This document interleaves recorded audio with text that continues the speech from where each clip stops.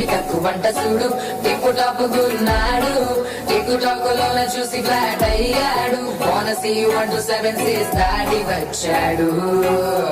land అయ్యి అవ్వగానే band ఎంట తెచ్చినాడు నీ హ్యాండ్ ఇవ్వమంటూ లీసు బెండ్ చేసి వెళ్ళు మరి నీ అన్నాడు ఓ బావా మా అక్కని సక్క